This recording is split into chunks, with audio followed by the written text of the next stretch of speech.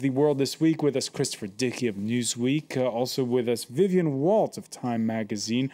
Ulrike Kolterman, Paris-based reporter, currently working on a book on French nuclear energy. And Craig Kapitas of Quartz of the Atlantic Group. Welcome back to all of you. For the break, we were discussing all the events that have taken place this week in Libya and Egypt and elsewhere, how they were playing out in the United States. Let's take a look at the Rupert Murdoch-owned New York Post this Friday. An inside spread. U.S. gets no respect. New Mideast riots are thanks we receive for helping topple tyrants. The Economist, in its lead editorial, rebuts those who, quote, clobber Obama for being too keen on the Arab Spring. Many parts of the Arab world are, in fact, heading in the right direction, says the paper in that editorial. In the week of Mr. Stevens killing, the idea of intervening in yet another Muslim country might seem far-fetched to many Americans, but if they think that today's Libya is dangerous and violent, imagine what it would have been like if the battle were still raging. The humanitarian and strategic costs of standing back from Syria would be even higher. The Economist making the argument that this is actually an argument for intervention in Syria. I don't think it's an argument that's going to fly in the U.S. somehow. I think all three of us have just returned from the U.S., and am I correct? Like, not much appetite for this. Dog won't hunt. Yeah. I mean, there was so little appetite before this for intervening in Syria. I think people are really quite, fatigued with intervention generally, and certainly the economy is what Americans are focused on. So Syria, I would say this has really been a week in which intervention in Syria really makes it look quite impossible. Yeah, that's a very strange position for The Economist to take, I have to say. Well, they're all from Magdalen College, That's the opinion of The Economist, British publication. There's also what the Republican candidate for president said earlier in the week. I think it's a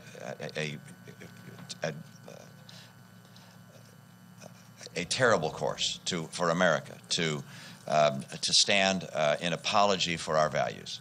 That instead, when our grounds are being attacked and being breached, that the first response of the United States must be outrage at the breach of the sovereignty of our nation. And apology for America's values is never the right course.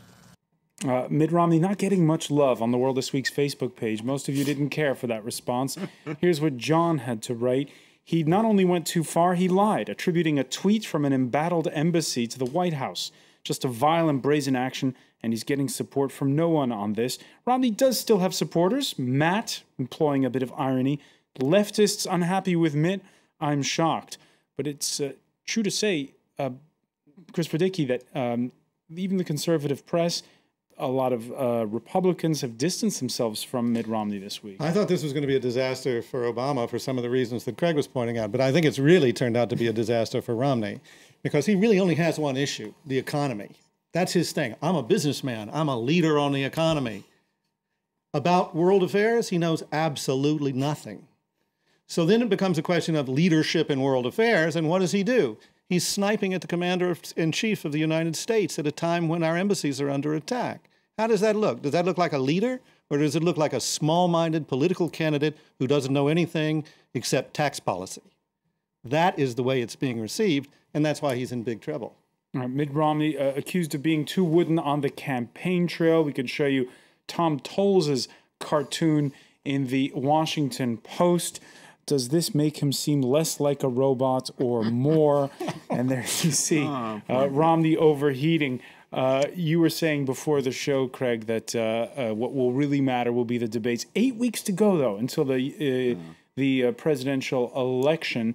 So is there still a lot of time for Mitt Romney to reverse perceptions? Historically, the history of modern presidential elections, voters make up their minds, most voters make up their minds based on the first debate. The other two in the vice presidential debates don't count. Polls suggest that a lot of them have already made up their minds. Well, the first debate could change a lot of minds. And as everyone is, the left is screaming and the right is screaming at each other, and there's this noise and cacophony, and everyone has a poll every 2 minutes that says this, that, and this. The real thing I think to focus in here right now, Chris is right, it's about, a drywall worker in Ohio who's out of work could care less about the Arab Spring. He has Muslim fatigue. This is throughout the United States. They don't care. What Romney has now been focusing on is the debate itself. How can he beat Obama in a debate? Make Obama look bad. Make him look like an appeaser. Make him look like. It's kind of hard to make the guy who killed bin Laden look like an appeaser. Well, it's very true, but it'll be even harder if they nail the guys who killed the ambassador in Tunis. Absolutely. So, how is he going to play the debate? Is he going to go in there, as you said correctly? He's a businessman. Is he going to go into this debate with Obama as a CEO of a company would walk into a boardroom to talk to a guy from another company? Mitt Romney is not a politician. Everyone has to remember that. He's a chief executive officer. Watching the two of them, and Obama is the consummate politician, not as good as Clinton, but he's a real pro. So it's going to be a fascinating debate.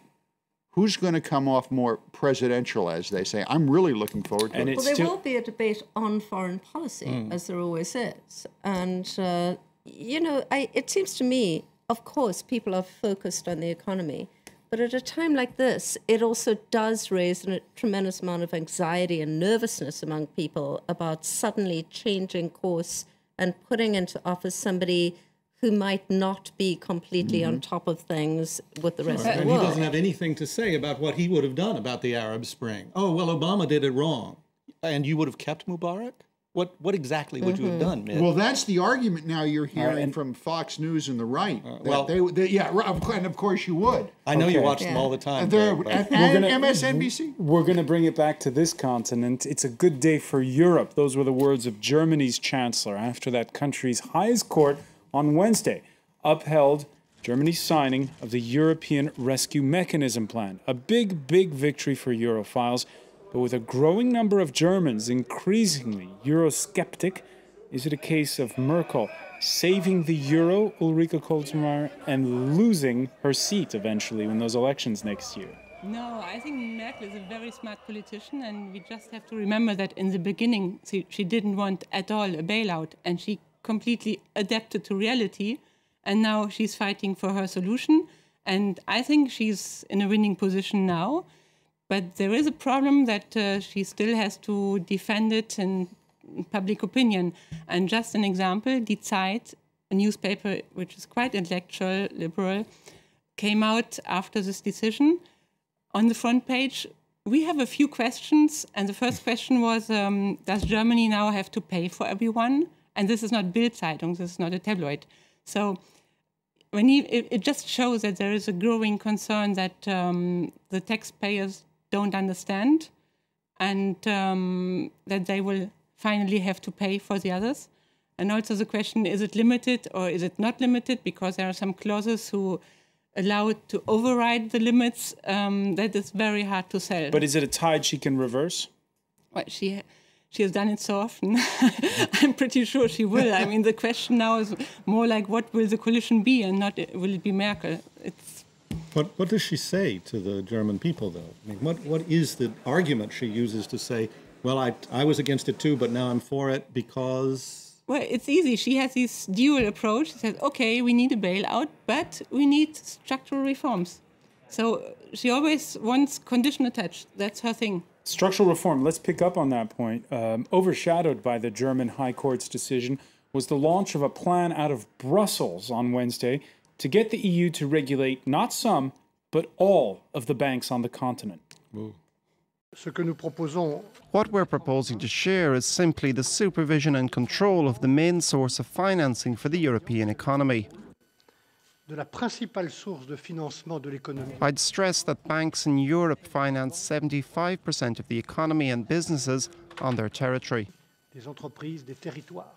But even though the Germans approved that European bailout mechanism, they seem wary indeed of going the extra kilometer on this one. My concern is always that we may run the risk of raising expectations in the financial markets that can then not be satisfied. So here it is. Craig, the ECB has bought everyone a bit of time.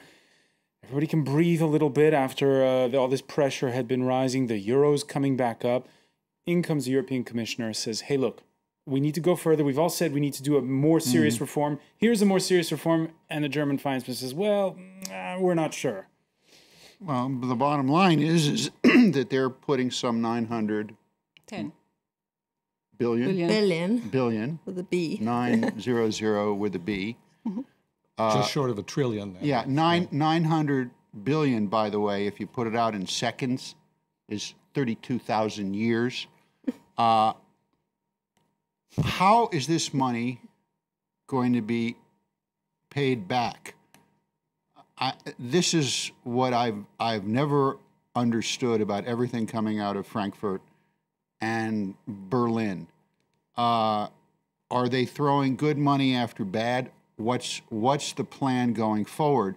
I saw this decision as another illustration of Europe's monetary masters kicking the can down the road like they've done with Greece for the past 2.5 years, like they're doing with Italy, like they're doing with Spain. You know, at some point, you have to pay the piper, as the old expression goes. And what I don't see here is how this is going to happen, how money is going to be generated in the future, investment capital, higher wages, jobs, the things that the citizenry of Europe wants to have happen. I don't think you're going to see that happening just because some fellows in Brussels say, okay, now we're going to regulate all of Europe's banks. I don't see the plan. Vivian Walt? It seems to me it's amazing that we always come back to talking about more or less the same issues on this show. But it seems to me like the can is being kicked down to the next generation. And in a sense, it's already been kicked down to the next generation. If you look at where, you know, the younger generation of Europeans are in many countries, just hugely high unemployment rates, facing the possibility of a lot of So why can't all the social European leaders benefits agree being on cut? keeping a tighter leash on the banks? Because you have 27 different political systems all fighting for, you know, their piece of, you know, the next elections in their particular country. And Europe is not a country. All right. Full disclosure time. The World This Week does get rebroadcast. So if you're watching Saturday or Sunday and you happen to spot Xi Jinping, the man tipped as the next president of China, please drop us a note on our Facebook page. As of Friday evening, the heir apparent hadn't been seen in public since September the 1st. He even missed a scheduled date with U.S. Secretary of State Hillary Clinton. Finally, this Friday, official state media broke the silence, addressing the issue, saying it was a back ailment, and he would be appearing over the weekend. The rumor mill has been going full throttle on Weibo, China's answer to Twitter, where the words back injury had been censored. This story, for people who don't follow China closely, Chris Vicky, is bizarre. Yeah. Next thing, he'll be swimming in the Yangtze, you know. Oh, like the old Mao picture, Just like Mao did in He's the a old big days. swimmer. Or maybe he's actually on those boats that are going into Japanese waters now. I mean, it's really, really bizarre. And what it shows us is how the sealed, hermetic system of the Chinese leadership is so opaque that you can have the heir apparent just disappear. And he doesn't even know where he is. And I don't know if he knows where he is, but everybody, it's not just a question of reading tea leaves, to use another Chinese cliche. It's a question of trying to figure out how the whole structure is working. It takes years to create this figure. And then all of a sudden, he looks very feeble indeed. If it's just a health problem, maybe China is lucky. If it's really a political problem, then that bodes ill for the future. What is particularly odd in all of this is, you know, China, since the last time they changed leadership, my God, the economy has grown. They're now the third, or some people even say the second, the world's second largest economy. And yet, when you see this transition process, time has stood still. Well, exactly. The face has changed, the system does not. But what's amazing is that here you have a country that's so pivotal to the global economy, to everything in our lives. And And yet the most basic questions are unanswerable. Is he gone because there's a political rift, because he is gone politically, or we don't know? Ulrike Coleman, your prediction? I mean, let's say he had a health problem, then 2 weeks is okay. He can show up again. If it's political problem, and then maybe someone else will show up, it is still very, very weird. Although also in France, it wasn't very common to talk about the presidential health until a few years ago. So Let's not go there. Several presidents covering up the fact they had cancer. Craig Kapitas, what does this say about the new China? There was an old expression that used to be used in the Soviet days. Whenever the Politburo wanted to get rid of someone, they'd issue a statement: "Retired for reasons of health." This could be the next step here.